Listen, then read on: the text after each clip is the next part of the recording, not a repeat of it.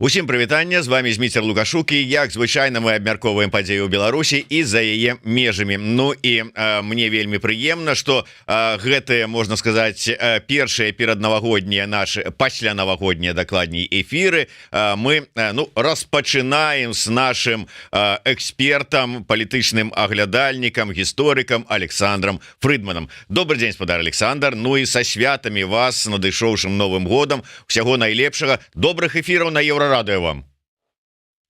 Добрый день, спадар Зміцер, вітаю. Дякую і ўсяго найлепшага і вам, і нашим слухачам и глядачам. Ну что ж, спадар Александр, давайте, может быть, пачнем с так абмеркавання тых зменаў навінаў, якія звязаны вось менавіта з надыходам новага года. Ну, с пачаткам новага года старшынства у Савеце Еўрасаюза, у ЕС перайшло на паўгады да Польшчы. Наколькі гэта ўсё ж таки адметнае нейкае такое старшынства? Ці магчыма на гэтым узроўні нешта змяніць, ці варта чакаць чаго-небудзь ад старшынства Польшчы за гэты перыяд? Ну, па-першае, канешне, гэта досыць важная рэч, але б я ізноў жа не перабольшваў яе значэнне. Таму што гэтае старшынства, яно мае ў пэўным сэнсе фармальны характар. Так, тая краіна, якая пэўны гэты час, гэтыя паўгады старшынства, і ёсць магчымасць нейкія пытанні, нейкія тэмы прасоўваць, і відавочна, што Польша гэтым будзе актыўна займацца, і польскае кіраўніцтва гэта ўжо падкрэслівала. Але ізноў жа мы ж дакладна ведаем, якім чынам прымаюцца рашэнні ў еўразвязе, то бок у дадзены момант, у дадзенай сітуацыі Варшава можа прапанаваць нейкую тэму, а ці гэта будзе паспяхова, ці падтрымаюць іншыя, гэта пытанне.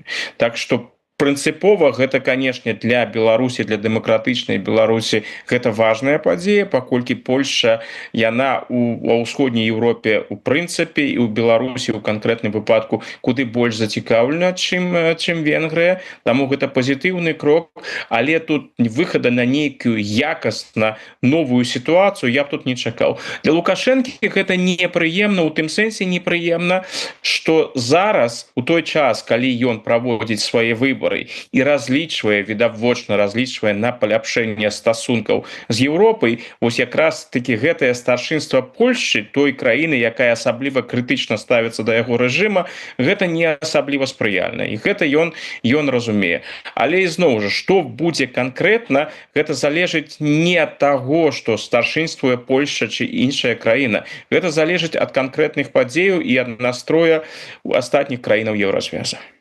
Ну і калі уже тут вось праз такія старшынствы, давайте яшчэ адно закранем.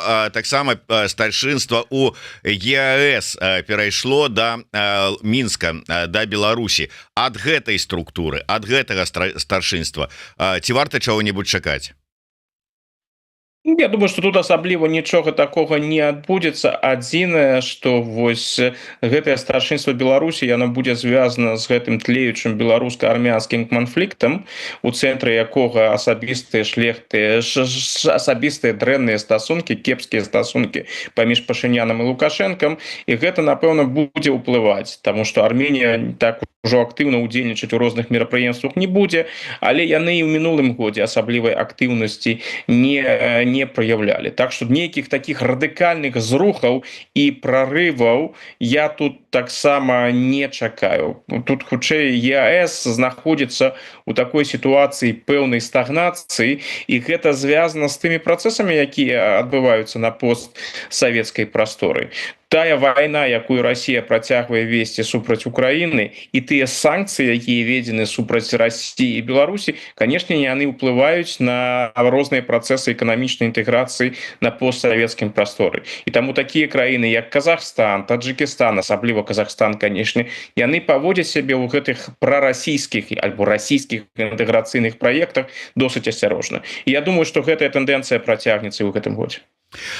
Ну і можа быть таксама трошку такое звязанае з падзеямі вакол і адразу пасля ось новага года. Таксама 25 гадоў таму напярэдадні новага года у Расіі Ельцин сказаў: я устаў яму ухожу і сышоў, пакінуўшы ўсё на Пуціна. І у кантэксце вы сказали гэтую падзею варта было б разгледзець у кантэксце Беларусі. Так вось, чым адметна і які кантэкст у адносінах да Беларусі вы хацелі б тут адзначыць? Ну, контекст цікавы ў тым, што як мне падалося, ён цікавы ў тым, што ў заходняй прэсе сярод розных заходніх аналітыкаў у гэтай сувязі пачалася вось такое абагульненне, такая спроба зразумець вось тыя 25 гадоў, гэтая чвэрць стагоддзя разам з Пуціным, што адбывалася з Расіі, як ішла гэта трансфармацыя, ці ўсё было так запланавана, ці павінна было яно так пайсці, як у выніку пайшло. Ці вось гэты стан сённяшніх стасункаў паміж Захадам і паміж Расіяй, ці можна было б дасягнуць чагосьці іншага, ці вось гэтая супрацьстаянні і гэтая вайна, рэваншысцкія войны, якія вядзе Расія, тут і супраць Грузіі, і супраць Украіны, ці гэта тое, чаго ўвогуле нельга было пазбегнуць. І розныя матэрыялы, якія з'яўляліся, там былі цікавыя, менш цікавыя, банальныя, глыбокія. Мне асабліва спадабаўся матэрыял, які выйшаў у італьянскім выданні «Кар'ера де ла Сера». Там гаворка ішла не толькі пра Пуціна і не пра мадэль кіраўніцтва, якую абрала расійскае кіраўніцтва, але пра светапогляд. І вось там звяртаюць увагу на тыя рэчы, якія на Захадзе асабліва прыгадваць не любяць. Гэта тое, што вось гэты рэваншысцкі светапогляд, гэты імперыялізм, гэтае жаданне панаваць на постсавецкай прасторы, жаданне кантраляваць Украіну і іншыя постсавецкія краіны, гэта з'явілася ў Расіі не раптам там у 10-е гады, што гэта было і раней. Там у гэтым артыкуле прыводзяцца выказванні Пуціна, якія ён ужо рабіў у 2008 годзе. Там вядомая размова з Бушам у 2008 годзе падчас саміту Расія-НАТО, калі не памыляюсь, адзін з апошніх самітаў, магчыма, нават апошні Расія-НАТО на пачатку 2008 года, дзе ён адкрыта казаў, што вось Украіны не існуе. Гэта адкрыта выказвалася ў 2008 годзе. І таксама гэтыя памкненні, калі Украіна стане часткай НАТО, дык Расія не выключае нават баявыя дзеянні супраць Украіны, захоп Крыму і тэрыторыі на паўднёвым усходзе Украіны.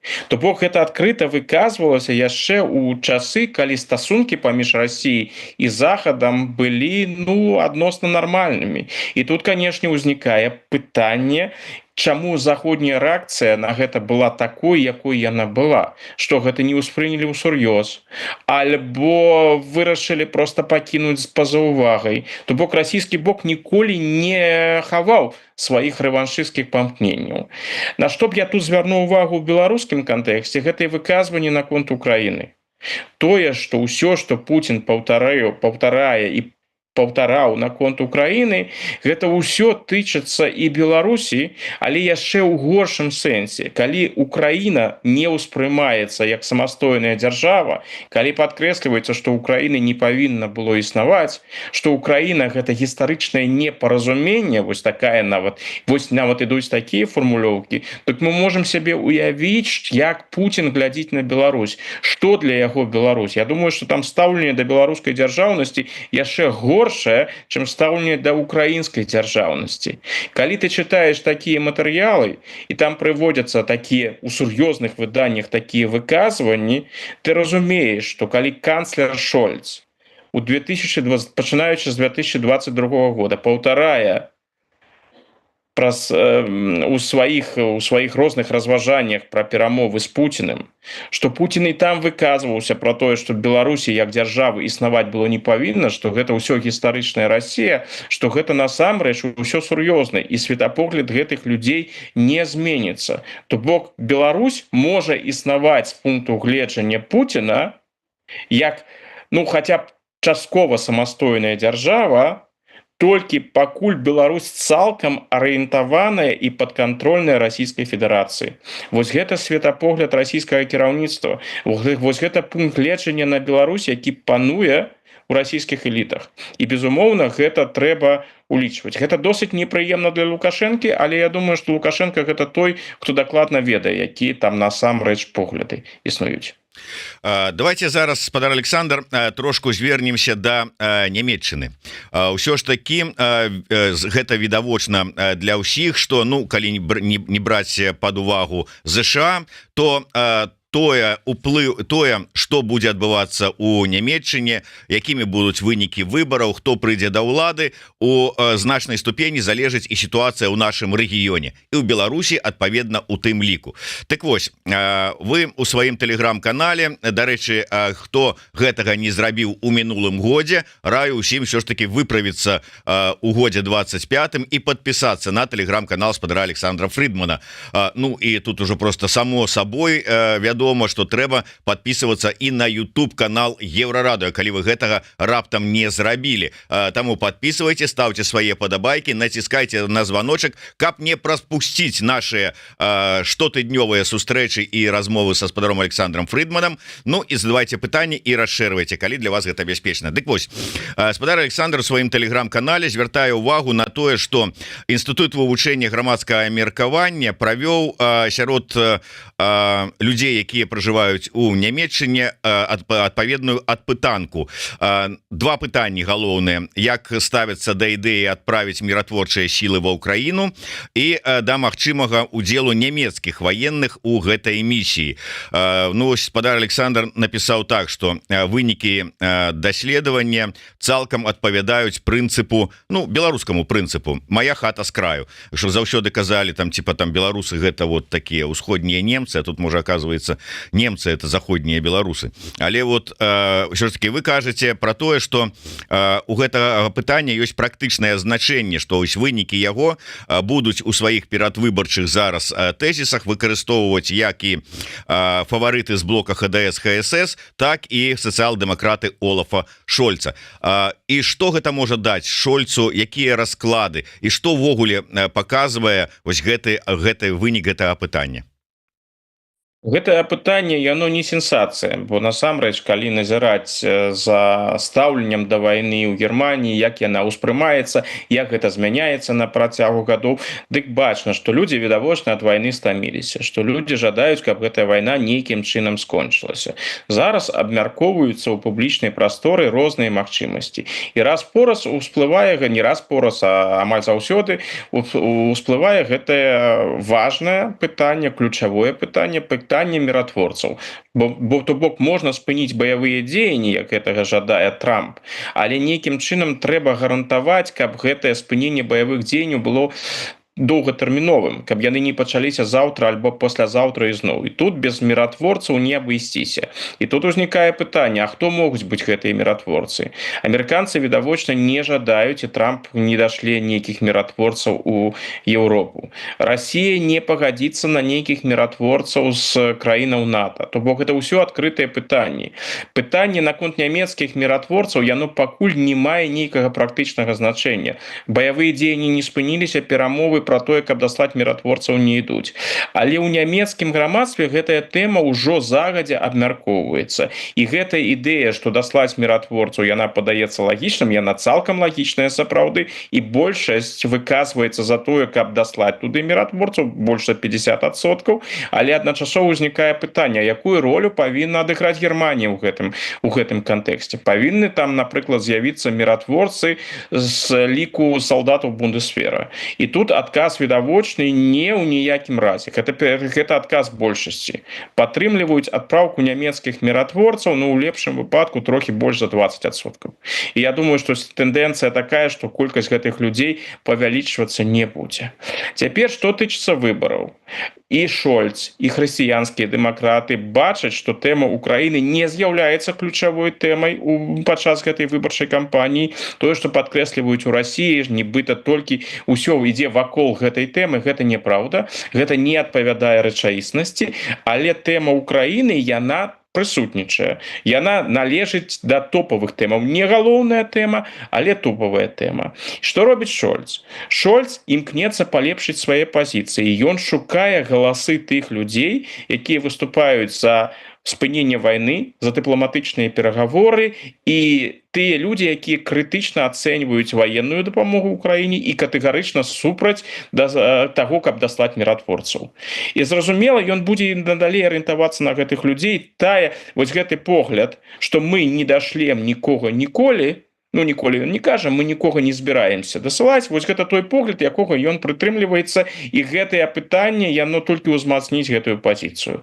Хрысціянскім дэмакратам, якія ў пытаннях ідуць на першым месцы, у іх больш цяжкае становішча, бо яны, знаходзячыся ў апазіцыі, яны крытыкавалі Шольца за недастатковую ваенную дапамогу, яны ў прыватнасці выступалі за тое, каб перадаць Украіне ракеты «Таурус», і яны яшчэ некалькі тыдняў таму нават не выключалі таго, што ў гэтым агульнаеўрапейскім кантэксце могуць з'явіцца і нямецкія міратворцы. Цяпер, бачачы вынікі гэтага пытання і разумеючы, што з той гэтай пазіцыі перадаць «Таурусы», даслаць міратворцаў можна не толькі не набраць новыя галасы, але страціць тое, што ў цябе яшчэ ёсць. Тым больш, што сацыял-дэмакраты Шольца-то падкрэсліваюць, што жадаюць хрысціянскія дэмакраты. Яны могуць сваёй палітыкай, непрадбачлівай палітыкай, уцягнуць Германію ў вайну. І вось гэты страх перад вайной з Расіяй, ён прысутнічае. То бок, гэтае апытанне, вынікі апытання і ўвогуле стаўленне да міратворцаў, яно будзе ўплываць на рыторыку падчас выбарчай кампаніі. Але ізноў жа, адна справа рыторыка, іншая справа выбары і вынікі выбараў. Калі мы паглядзім на вынікі, якія зараз даюць нам апытанні, магчыма, на дадзены момант, верагоднымі падаюцца, хутчэй назовем гэта так, две кааліцыі.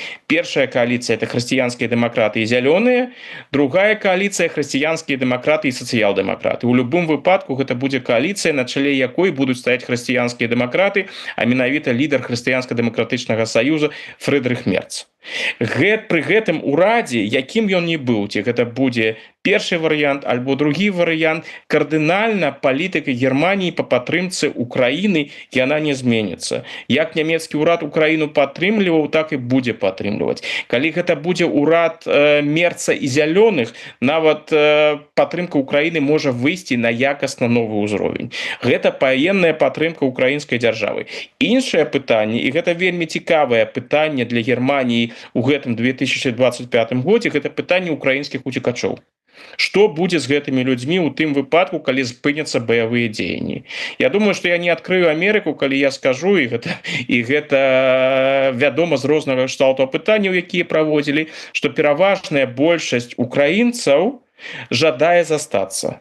Нават у тым выпадку, калі вайна спыніцца. Владимир Зеленскі можа яшчэ шмат разоў паўтараць пра тое, што людзі вярнуцца, і, канешне, гэта жаданні украінскай дзяржавы і зразумелыя жаданні. Калі мы паглядзім на сацыялагічныя пытанні, калі паразмаўляць з украінскімі ўцекачамі ў Германіі, то ты бачыш, колькасць тых людзей, якія сапраўды жадаюць вяртацца, яна ўсё меншая і меншая. Людзі паступова абжыліся ў Германіі. Людзі таксама бачаць, што Украіну чакае вельмі цяжкая будучыня, нават у тым выпадку, калі вайна спыніцца, таму жаданне вяртацца, яно ўсё меншае і меншае.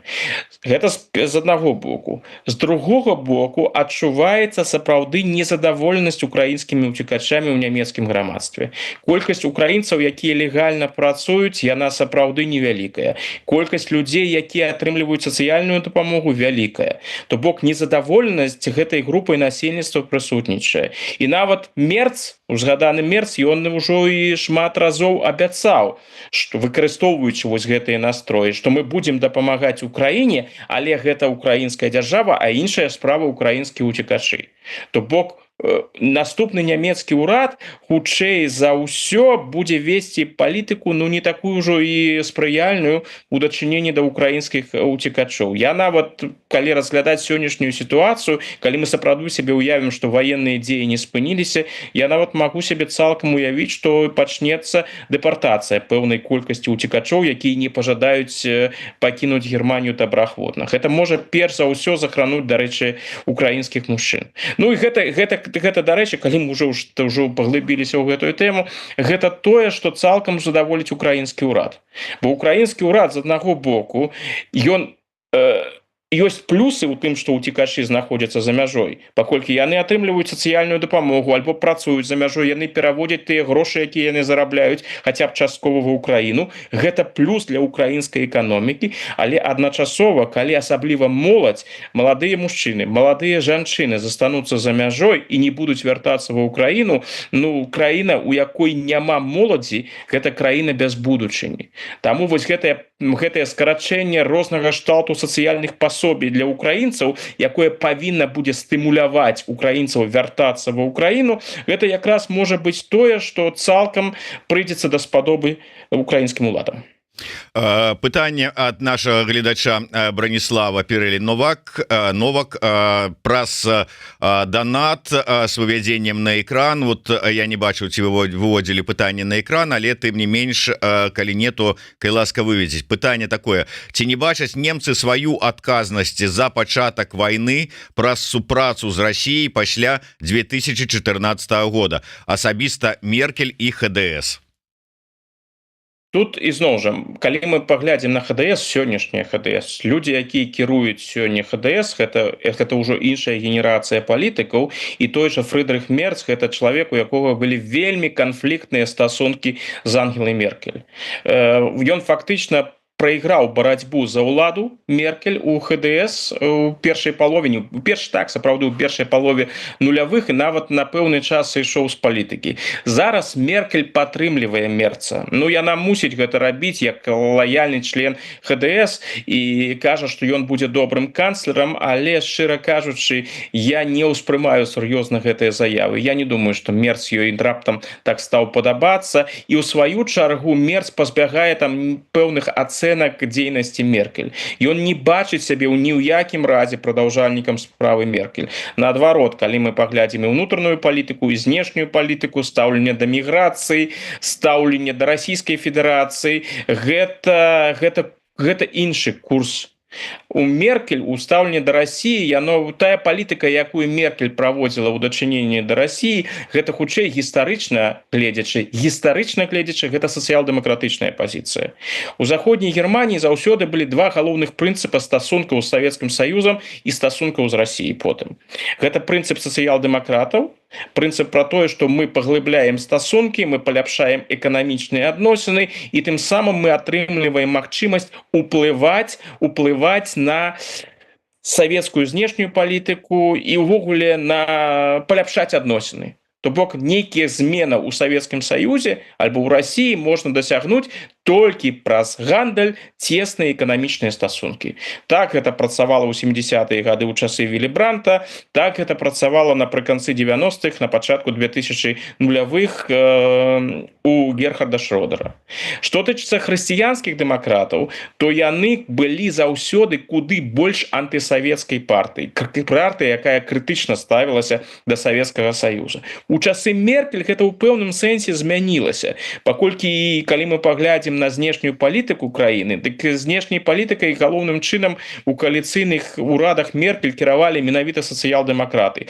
Таму і паглыбленне гэтых эканамічных стасункаў, таму і праект Nord Stream 2, і як сёння кажа сама Меркель, яна імкнулася праз эканамічнае ўзаемадзеянне з Расіяй, ну так бы мовіць, улагодзіць Пуціна, даказаць яму, што трэба адмовіцца ад рэваншызму і іншае. Меркель сёння займае такую досыць супярэчлівую пазіцыю. Яна не жадае прызнаваць, што яна прайграла ў сваёй расійскай палітыкі. Яна жадае хутчэй сказаць: глядзіце, я ўсё разумела, але я імкнулася прадухіліць найгоршае. То бок мы супрацоўнічалі з Расіяй, каб прадухіліць найгоршае. Мы пайшлі на мінскія дамовы, каб даць Украіне час пераўзброіцца, падрыхтавацца да вайны і гэтак далей. Гэта сёння пазіцыя Меркель. Меркель абсалютна не гатова крытычна ставіцца да ўсіх тых крокаў, якія яна зрабіла. Тое, што Украіна не была прынята ў НАТО, гэта галоўным чынам было рашэнне Меркель, і яна да сённяшняга дня лічыць гэтае рашэнне правільным. Сёння сярод хрысціянскіх дэмакратаў стаўленне і да Меркель і да яе палітыкі яно больш крытычнае. Такой адкрытай крытыкі Меркель пакуль няма, но яна і не выгадна з хрысціянскім дэмакратам, паколькі Меркель усё ж такі досыць папулярны палітык па-ранейшым, ну ўжо не палітык, досыць папулярная фігура па-ранейшаму ў Германіі. І пэўная ностальгія па Меркель, па гэтым стабільным часам Меркель, яна таксама прысутнічае. Але пераасэнсаванне ідзе, то бок хрысціянскія дэмакраты сённяшнія яны бачаць, як мне падаецца, яны зразумелі, што тая палітыка, якую праводзіла Меркель, была палітыкай памылковай. Ось вы узгадали усе это Nord Stream 2, усе это трубы.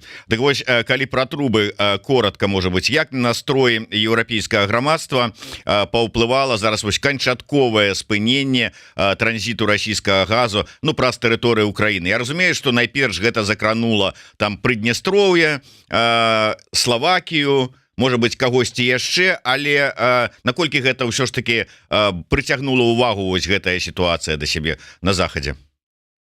Ну, наколькі я зараз бачу, кошты на газ яны сапраўды выраслі. Іншае пытанне гэта толькі такі кароткатэрміновы эфект, альбо гэта будзе мець нейкі працяг.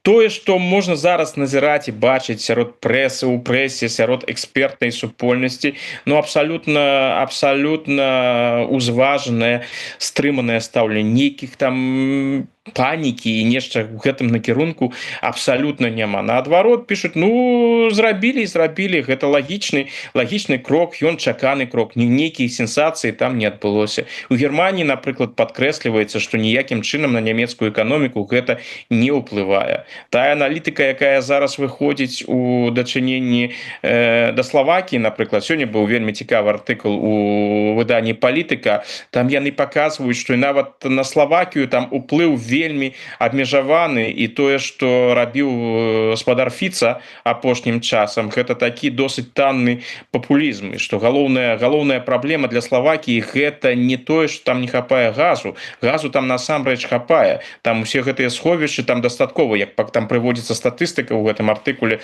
дастаткова газу ў славацкіх сховішчах, і нейкіх праблемаў у Славакіі няма. Іншая праблема Славакіі ў тым, што Славакія гэта транзітная дзяржава, якая недрэнна зарабляла на транзіце расійскага газу.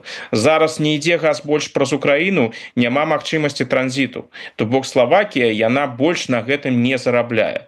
І вось гэтыя ўсе крокі, уся гэтая рыторыка Фіца, яна мела такі досыць папулісцкі характар. Сур'ёзных праблемаў і нейкіх там катастрафічных сцэнарыяў, якія раз-пораз сустрэнеш у той жа расійскай прапагандзе альбо ў беларускай дзяржаўнай прапагандзе, іх, зразумела, няма. Значэнне гэтага пытання вельмі перабольшанае. Тое, што Украіна пойдзе на гэты крок, было вядома, і ў еўразвязе усе падрыхтаваліся да гэтага. Відавочна, што нават Славакія да гэтага падрыхтавалася, нягледзячы на тое, што Фіца рабіў такі выгляд, што гэта вельмі неспадзявана, нечакана, што могуць узнікнуць праблемы, але вось, як мы бачым, сур'ёзных праблем няма нават там. Ну и давайте, может быть, закрываючы тэму падзеяў, менавіта вот звязаныя с вот гэтымі датамі бліжэй ці там пасля ці падчас Новага году, падчас святкавання адзначэння от боя курантаў, умоўна кажучы, со сваімі зваротамі да грамадзянаў выступіла шэраг палітыкаў. Ну, калі мы бярэм беларускі аспект, гэта безумоўна і Святлана Ціхановская, і Лукашенко, і Зянон Станіславович Пазняк выступіў, і тэма Беларусі прагучала ў звароце Зеленскага. Я у вас не прашу, там, скажем, прааналізаваць асноўныя месседжы там вот зваротаў, але два моманта. Першае, чаму, як вы думаеце, як кажуць, не прайшло і 4,5 гады пасля падзеяў 2020 года, як Зеленскі вырашыў звярнуць увагу на Беларусі, беларусаў і узгадаў іх. Ну і калі браць Зянона Станіславовича, то ці спрацуе яго, ці пачуюць яго зварот наконт вызвалення палітвязняў? Давайте пачнем тады з Зяленскага. У мяне тут нейкіх я бачу, як гэты зварот абмяркоўваецца. Я бачу, што беларусам вельмі прыемна, што Беларусь была ўзгадана і што нават прагучалі словы жыве з Беларусь. Я б усё ж таки не перабольшваў значэнне. Тут гэта трэба разглядаць у агульным кантэксце. Стаўленне Зяленскага да Беларусі адмоўнае. Тут не трэба мець сур'ёзных ілюзій на гэты конт. І я тут наўмысна не адрозніваю паміж Беларусю і рэжымам Лукашэнкі. У мяне складваецца ўражанне на працягу гэтых гадоў, асабліва пасля 22 году, што сённяшнія ўлады ў Кіеве яны асабліва не адрозніваюць паміж Беларусю і паміж Лукашэнкам. Што тычыцца Лукашэнкі, то розныя заявы, якія ён робіць у дачыненні да Кіева, як рэагуюць украінскі ўрад, як рэагуе Зяленскі, як рэагуе яго атачэнне. Звычайна так, яны гэта ігнаруюць, але ў пэўны момант, гэта мы бачылі на працягу ўсяго гэтага часу з 22 года, у пэўны момант, калі Лукашенко ўсё ж таки дасягае апошняй кроплі, калі ў іх ужо больш няма цярпення маўчаць, ідуць там нейкія тырады ў адказ супраць Лукашэнкі. Так было ў мінулым месяцы, напрыклад, у сувязі з магчымым удзелам афіцыйнага ў Мінску на перамовах ва ўкраіне. Там быў адказ з боку украінскага МЗС і досыць жорсткі адказ. То бок Лукашенко не на перамовах будзе адказваць, а будзе адказваць за тыя злачынствы, якія ён учыніў супраць Украіны. Вось такі быў прыкладны адказ. Цяпер, што тычыцца Зяленскага, гэта вось такі кпін супраць Лукашэнкі, каб Лукашенко ведаў сваё месца. Ён сказаў менавіта не тое, што спадабаецца беларусам, а тое, што не спадабаецца Лукашэнку. Што Лукашенко гэта для сябе адзначыць. Дарэчы, цікава, што беларуская дзяржаўная прапаганда, я адмыслова праглядзеў, яны вырашылі гэтыя словы Зяленскага не пабачыць. Ну, словы для іх досыць непрыемныя, вось, але нягледзячы на тое, што яны маўчаць, відавочна ў Мінску гэта пабачылі. Я думаю, што Лукашенко цяпер будзе больш асцярожны ў сваёй рыторыкі ў дачыненні да Украіны, бо можна будзе пачуць ад Зяленскага і іншых украінскіх кіраўнікоў яшчэ непрыемныя рэчы. Гэта першае. Другое, Зяленскі вельмі добра разумее, якую рыторыку ад яго чакае захад. І вось калі ён узгадвае вось гэты дэмакратычны кантэкст, што і Беларусь таксама будзе вольнай, гэта тыя словы, якія ад прэзідэнта Украіны таксама з задавальненнем жадаюць пачуць і на захадзе. Што гэта не толькі, уласна кажучы, умоўна ў двукосі украінскі эгаізм, а тое, што ва ўкраіне мысляць больш шырока і разважаюць пра дэмакратызацыю іншых краінаў. Калі б Зяленскі яшчэ б дадаў бы, што ён і верыць у дэмакратычную будучыню Расійскай Федэрацыі, ну, увогуле, ліберальныя еўрапейскія палітыкі сказалі б, ну, гэта выдатна. Ну, вось бачыце, які ідэальны дэмакратычны палітык. Ну, гэтага не атрымалася. Ну, затое атрымалася у кантэксце Беларусі. Цяпер пераходжу да Пазняка. Ну, Зянон Пазняк, яму трэба аддаць сапраўды належнае. Ён быў і застаецца палітыкам. Ён ведае, што трэба казаць, каб патрапіць у сродкі масавай інфармацыі. Вось калі мы паглядзім на яго палітычнае значэнне сёння, ну, скажам так, я не хачу сказаць там нейкія ўжо адмоўныя рэчы ў яго накірунку, но ён сам гэта дакладна ведае, што яго значэнне палітычнае, яго палітычны ўплыў, ён абмежаваны. Але яму удаецца раз-пораз выходзіць з новымі правакацыйнымі альбо свежымі ідэямі, якія адразу трапляюць у прэсу. Вось тую прапанову, якую ён зрабіў, гэта не тое, што прапанова, гэта зварот да Лукашэнкі, каб ён выпусціў палітвязняў, ну, гэта патрэбны, гэта важны месседж. Канешне, Пазняк дакладна ведае, што да яго ніхто прыслухоўвацца не будзе. Вось, што гэта не будзе мець там нейкага практычнага выніку. Але гэта патрэбныя словы і сказаныя ў патрэбны момант.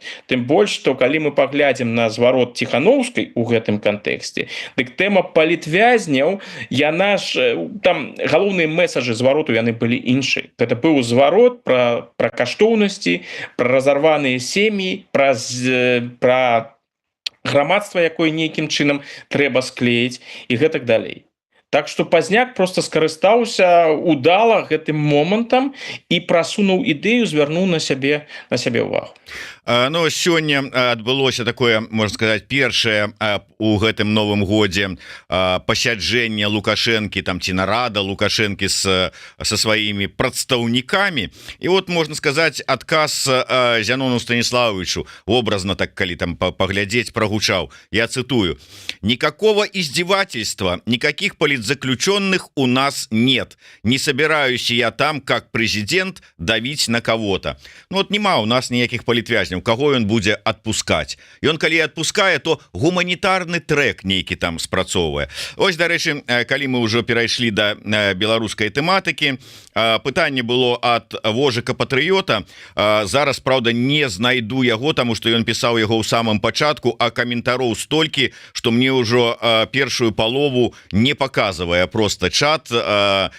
Я ўжо думаю, там самі пачытаеце, калі будзе час і натхнення. Дарэчы, у нас амаль 2500 гледачоў, таму я яшчэ раз звяртаюся да ўсіх подписываться на телеграм-канал спадара Александра Фридмана. Ну і не забывацца подписываться на YouTube канал Еврорадио. Сустрэчы са спадаром Александром у нас штотыднёвыя, таму націскайце на званочак, каб не пропусціць гэтыя сустрэчы, бо графік у нас плаваючы у сувязі з занятасцю спадара Александра на асноўнай працы. Дарэчы, калі ўжо столькі у нас гледачоў, тым ліку і з Украіны, і з Беларусі, я звяртаюся да ўсіх. Наш сябра, блогер Балаганаў, учора позна вечарам аб'явіў чарговы збор на набыццё дронаў для вайскоўцаў украінскіх.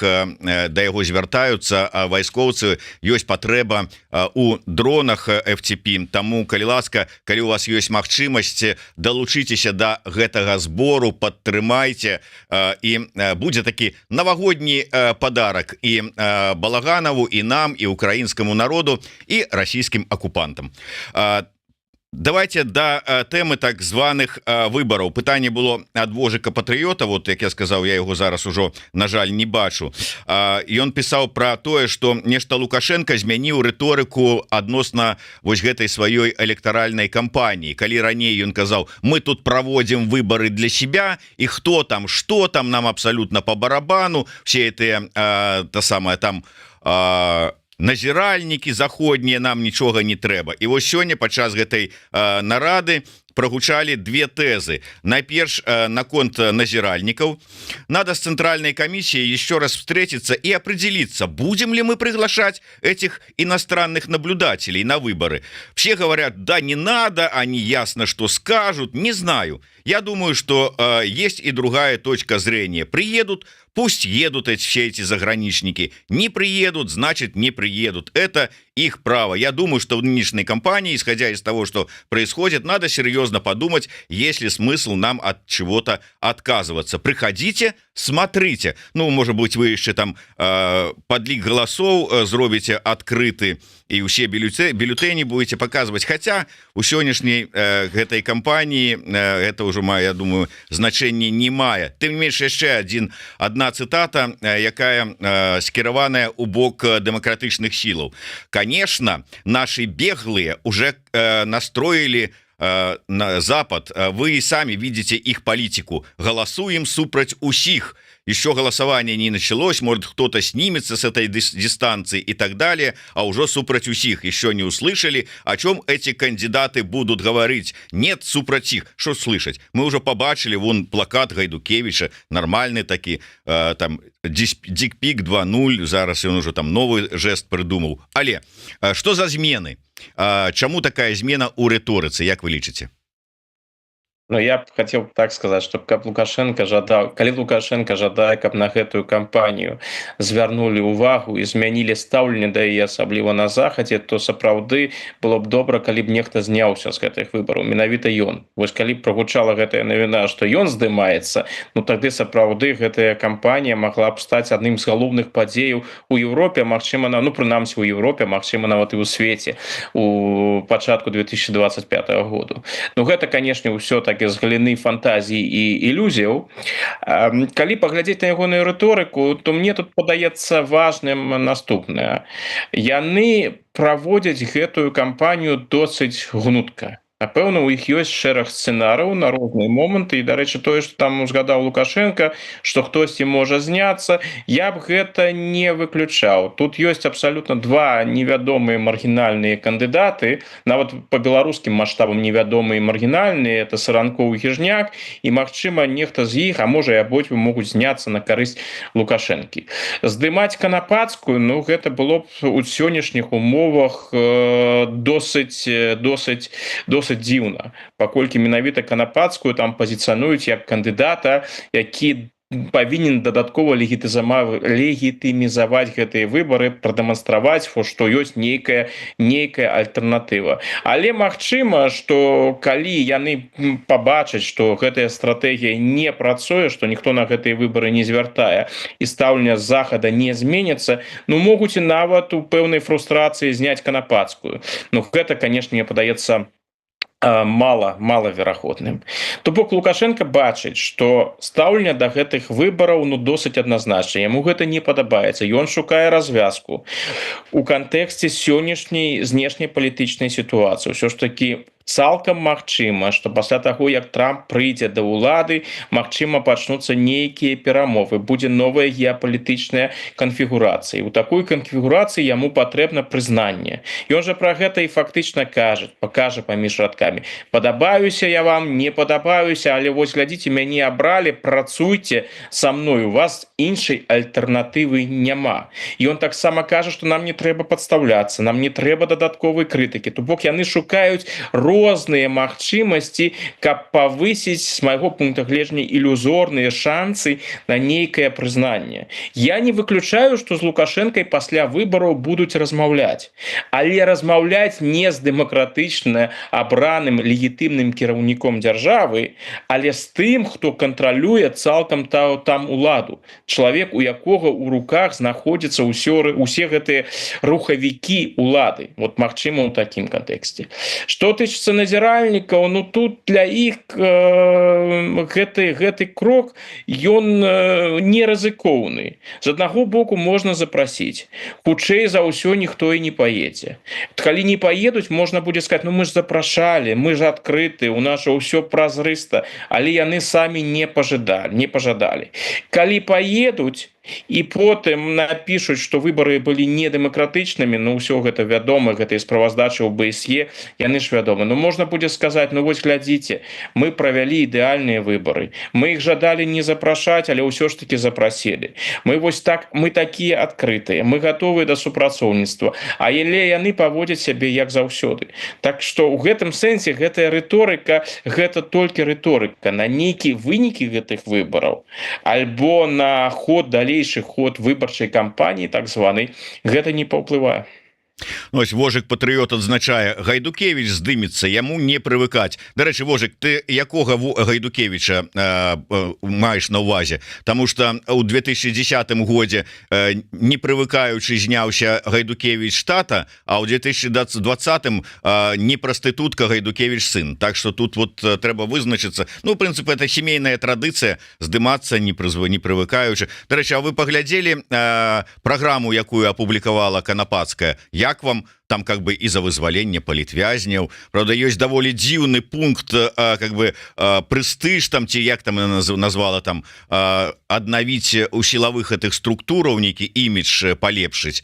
Тут вот что-то мне как-то вот падаецца у палітрука та самая Возняка нешта не ў той бок спрацавала, не тое падказаў. Але вот як вам такія замахі, смеласць такая пра вызваленне палітвязняў, нават мягенько так гаварыць?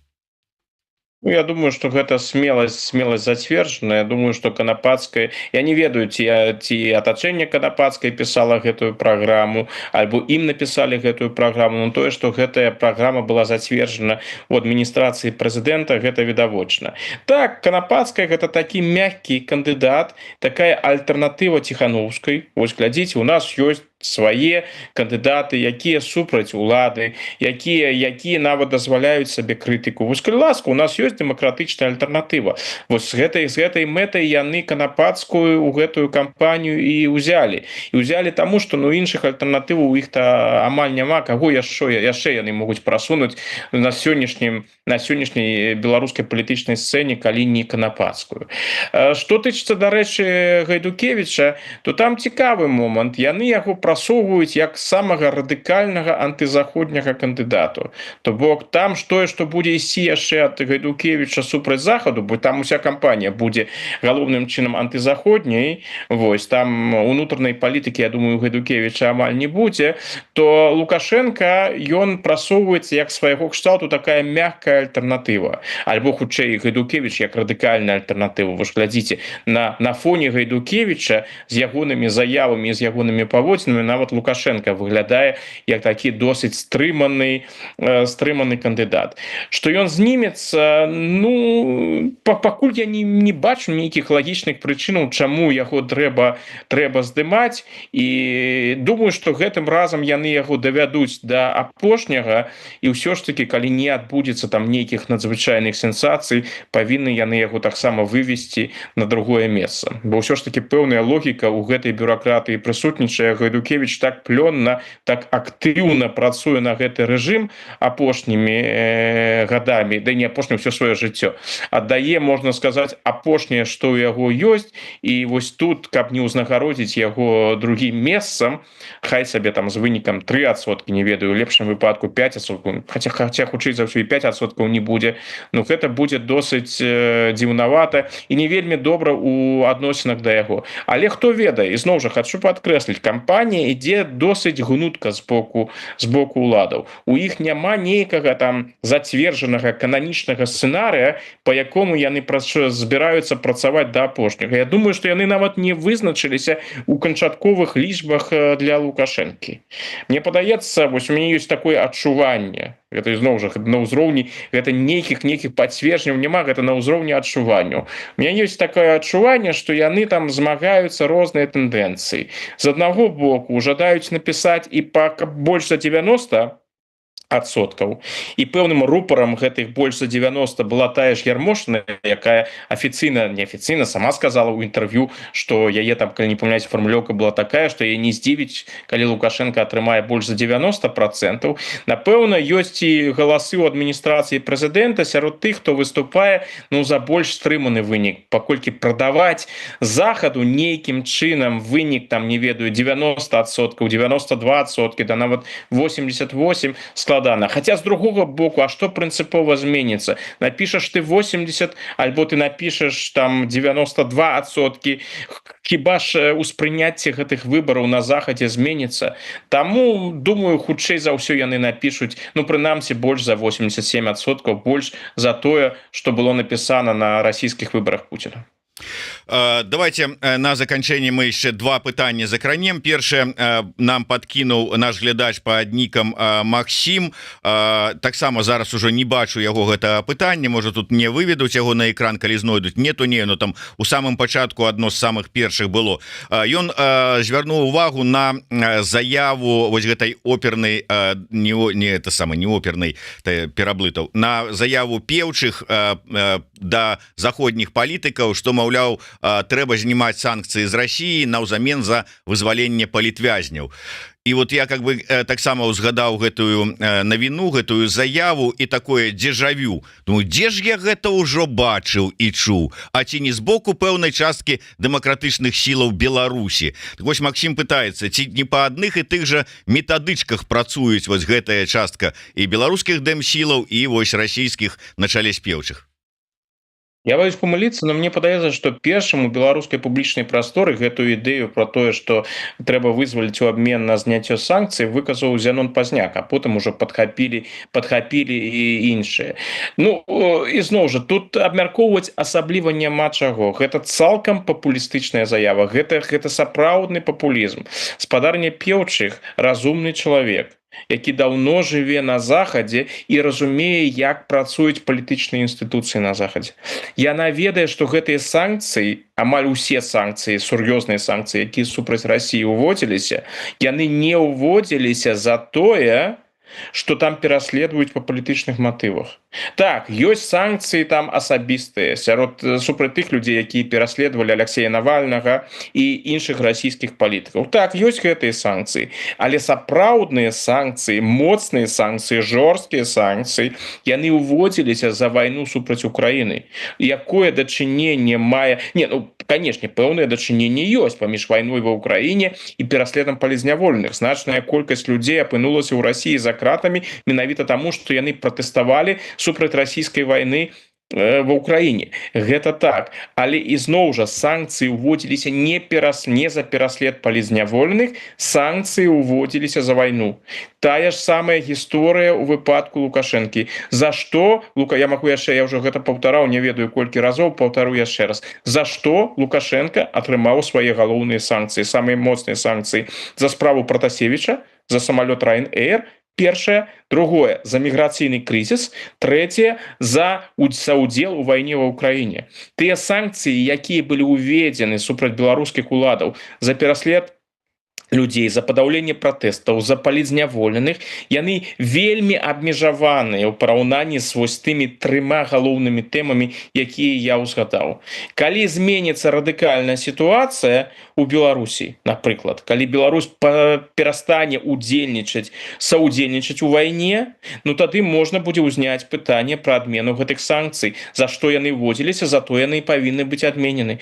Тая ж самая сітуацыя ў выпадку Расіі. Спыніцца вайна, калі спыніцца вайна, можна будзе паразважаць пра адмену санкцый увогуле, калі ўвогуле, але да гэтага вельмі далёка. Я не думаю, што цягам хуткага часу да гэтага справа дойдзе. Так што ўсе гэтыя заявы яны аддаюць папулізмам, і прычым такім непрыгожым папулізмам. Чаму непрыгожым? Гэтыя людзі, якія ў Расіі сядзяць і ў Беларусі, яны сапраўды пакутваюць. Яны пакутваюць, і ў іх перспектывы бліжэйшым часам выйсці на волю і ў Беларусі, і ў Расіі вельмі абмежаваныя. Калі выходзяць людзі, якія ў бяспецы, у якіх усё нармальна, якія просто там займаюцца ў эміграцыі палітычным жыццём і пачынаюць вось выказваць, а мы прапануем. Ну, прабачце, прапанаваць там можна все, што заўгодна. Ну, вы ж разумныя людзі, вы ж ведаеце, што гэта не спрацуе. Ну, навошта гэты танны піяр на лёсе людзей, якія сапраўды пакутваюць? Вось мяне гэта з маральнага пункту, з палітычнага гэта зразумела. Так працуе гэта ў палітыцы, асабліва сярод папулістаў. З пункту гледжання маральнага гэта мяне абурае. Ну, у мяне ёсць такая раскоша быць, я магу абурацца, я не палітык. Ну і на завяршэнне я да вас як да гісторыка хацеў бы звярнуцца. У Беларусі была створаная петыцыя з прапановай увесці крымінальную адказнасць за адмаўленне сталінскіх рэпрэсій. Гэтую петыцыю скіравалі ў палату прадстаўнікоў так званым дэпутатам. Гэтая петыцыя сабрала ў сённяшніх умовах у Беларусі усяго 20 подпісаў. Але і гэтая колькасць вельмі абурыла прапагандыстаў рэжыма. Той же самы мукавозчык, залатое перо рэжыма, звярнуўся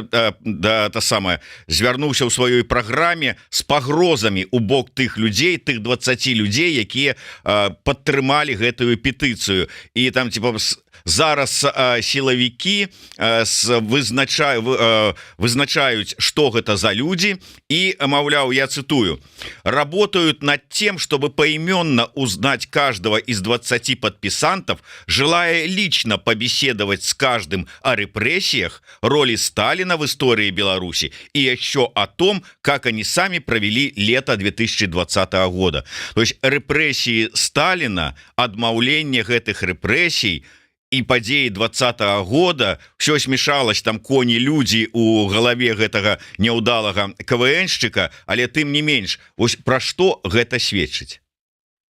Ну, гэта тренд, які назіраецца ў Беларусі пасля 20-го году. Вось до 20-го году тыя параўнанні з сталінскай эпохай, ну, яны нават гэтай уладзе падаваліся занадта. То бок яны раз-пораз былі, але ўсё ж таки просто бачыць сябе прадаўжальнікамі справы Сталіна, ну гэта нават лукашэнкаўцы не жадалі ў нулявыя і ў дзесятыя гады.